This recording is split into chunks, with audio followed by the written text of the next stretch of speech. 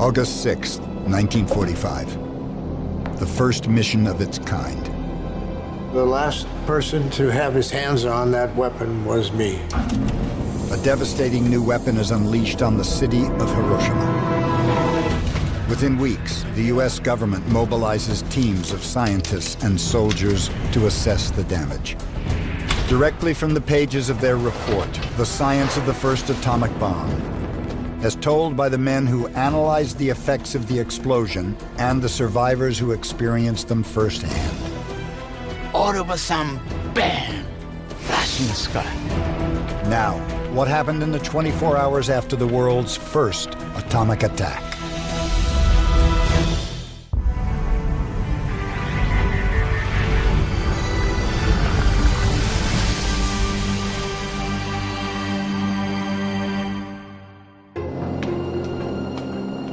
On August 6, 1945, I was 23 years old. I was on board the Enola Gay B-29 flying to Japan. 1945, August 6. I was 13 years old. August 6, 1945. I was standing against the window looking outside. August 6, 1945. I was 8 months old baby, and this is the dress I was wearing that day. A day earlier, at a military base on Tinian Island in the Pacific, the world's first combat atomic bomb is brought out on the tarmac in preparation for delivery. The weapon's code name is Little Boy. Its conception is the most covert operation ever undertaken by the U.S. military. Some say it holds the power of the sun, the stars, the cosmos. But to the crew, the bomb looks like something much less cosmic. Little Boy was 10 feet long, weighing more than the biggest pickup truck you can buy. Morris Jepson is one of 12 Enola Gay crew members whose mission is to drop Little Boy on a yet-to-be-identified Japanese city. At 2:45 a.m., almost 12 hours after loading the 4.5-ton cargo, the mission officially begins. The Enola Gay takes off and heads west toward Japan.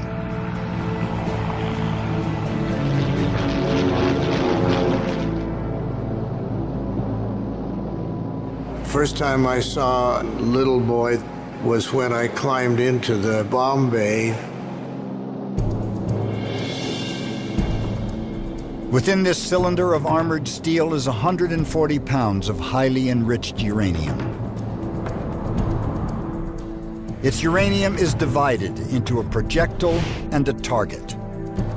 The bomb works like a big gun. Bags of gunpowder ignite, creating the pressure to send the projectile flying forward, smashing it into the target.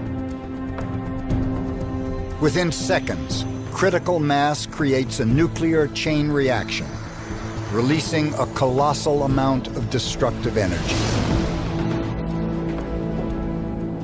But because B-29s are known to crash on takeoff, the gunpowder is not yet inside the bomb. Now that they're safely off the ground, Jepson and Captain Deke Parsons can put the explosives into place. It takes Parsons only 15 minutes to place the 4 bags of cordite gunpowder inside the bomb's tail. But Little Boy's detonation system is not yet fully armed. How to do it, Lieutenant? That's Morris Jepson's job. These are the actual plugs he used that day to arm the Little Boy bomb. The weapon has 3 green plugs that work like a safety lock on a gun, preventing it from activating. Jepsen must remove the green plugs and swap them out. The red plugs complete the weapon's electrical circuitry so that sparks can ignite the gunpowder. I had to handle, touch, lean on the little boy bomb, so the last person to have his hands on that weapon was me. With the last red plug in place, the bomb is now alive. There are less than 2 hours before they reach Japan, yet no one's completely sure that little boy will actually work. The Hiroshima bomb was an experimental weapon, and it was the first test. 3 Japanese cities had been chosen as potential targets for the attack.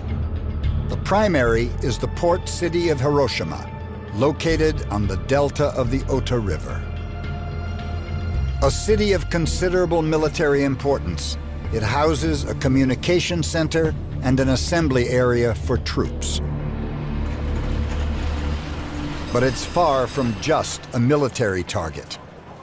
80% of the people here are civilians. Since the previous March of 1945, almost every major city in Japan has been firebombed. Yet Hiroshima remains untouched. The people of the city worried about that. Were they being chosen for something especially terrible? But as the Enola Gay reaches Japan, Hiroshima's fate is still not final. It all depends on the weather. One of the requirements for the target is that it has to be visible from the air. Weather planes fly ahead to check the conditions over the 3 selected cities. As it happens, it is a clear morning at Hiroshima. The city's fate is now sealed. 13-year-old Shigeko Sosamore can feel the sun burning down on her on this hot, cloudless morning. She runs to join schoolmates in their assignment to clear the streets for fire breaks in case of attack. I look up the sky. I saw the beautiful silver airplane and the white long tail and the blue sky. It looks beautiful. And at the same time, I saw something drop. Shigeko is less than a mile from the Enola Gay's target, the distinctive T-shaped Aioi Bridge. Running across the river in the center of downtown, it can be spotted easily, even at 32,000 feet. 90 seconds before release, the bombardier sets his sights on the target about 2 miles below and makes careful, last-minute maneuvers. Will they hit the target? And will it explode at the preset altitude of 1,900 feet over the city? There are hydraulic actuated doors, big long doors, 12, 15 feet long. They don't just slowly open, they fly open like that.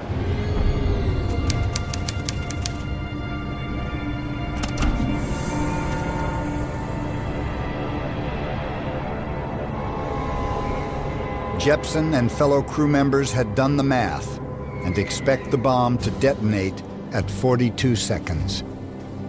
That 43 seconds, I was nervous. I was monitoring the test box, thinking and counting in my head.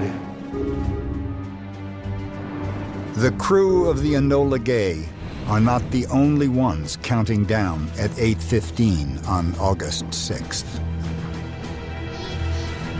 8-year-old Takashi Tanemori left home at 8 a.m. to get to his school. He's looking forward to playing with his friends. I was excited this particular morning for the hide and seek because I was chosen as it. So I was standing against the window looking outside. While Takashi counts, thousands of others are outside, en route to work and school. As the lone Enola Gay flies overhead, there's little alarm. It looks nothing like the bombing squadron most people fear. People assumed it was a weather plane. And instead of doing what the scientists had assumed would happen, which is that they would run into bomb shelters and be safe from the effects of the blast, people came outdoors to look.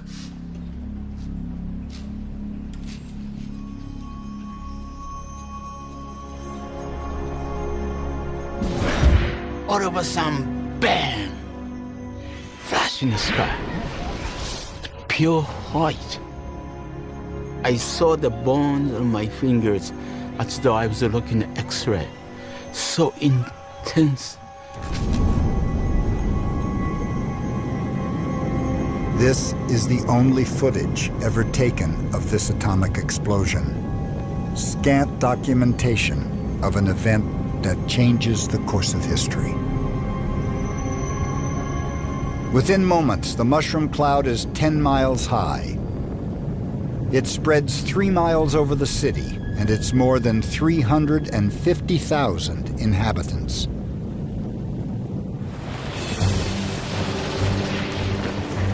On the day of the attack, the United States has been in the war for 4 years and has lost over 100,000 men on the Pacific Front alone. Despite losing over 1 million men, the Japanese continue to fight fiercely. Some fear that if the war goes on, millions more will be lost on both sides. We thus saw the atomic bomb as a potential way to shock them into surrendering.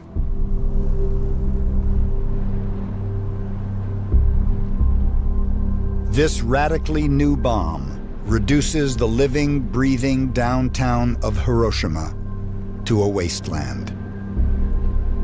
70,000 human beings are dead instantly. Another 70,000 injured.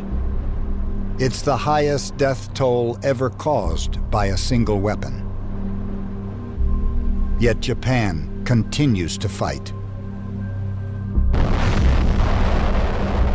3 days later, on August 9th, the United States drops a second atomic bomb. This time on the city of Nagasaki. Another 40,000 die. Japan formally surrenders 3 weeks later. The world's bloodiest war is finally over. The Americans, when they think about Hiroshima, for them the narrative stops as the mushroom cloud erupts and the Enola Gay comes back home. And for the Japanese, that's exactly the moment at which the narrative begins. Just weeks after Japan's surrender, President Truman orders a report on the physical and medical damage inflicted by this new weapon. Hundreds of scientists, engineers, and military personnel are recruited for the job. Alongside occupation forces, special investigative teams arrive in Hiroshima. Working with Japanese scientists, they'll spend 10 weeks amidst the ruins, gathering intelligence. To comprehend the bomb's devastating power, the analysts break down the 3 major effects of the atomic explosion. Upon detonation, an explosion of energy is released into a small volume of air. This creates a searing white-hot fireball that flashes hotter than the surface of the sun. Gamma rays and neutrons from the breakup of uranium shoot outward as deadly, invisible radiation. As the fireball stops expanding, a wall of pressure, or blast wave, races out at more than 700 miles per hour.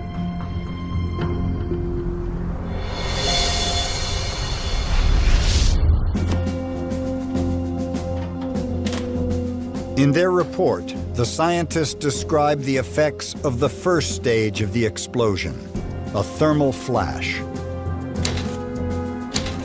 of Hiroshima. Within weeks, the U.S. government mobilizes teams of scientists and soldiers to assess the damage. Directly from the pages of their report, The Science of the First Atomic Bomb, as told by the men who analyzed the effects of the explosion and the survivors who experienced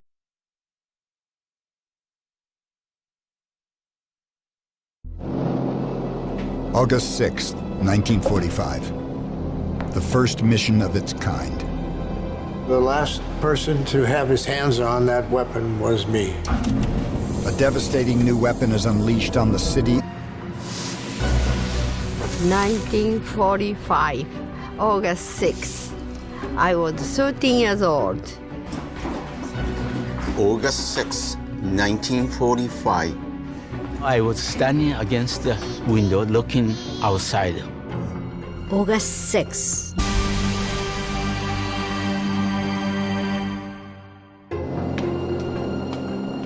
On August 6, 1945, I was 23 years old. I was on board the Enola Gay B-29 flying to Japan. Experienced them firsthand. All of a sudden, bam! Flash in the sky. Now, what happened in the 24 hours after the world's first atomic attack?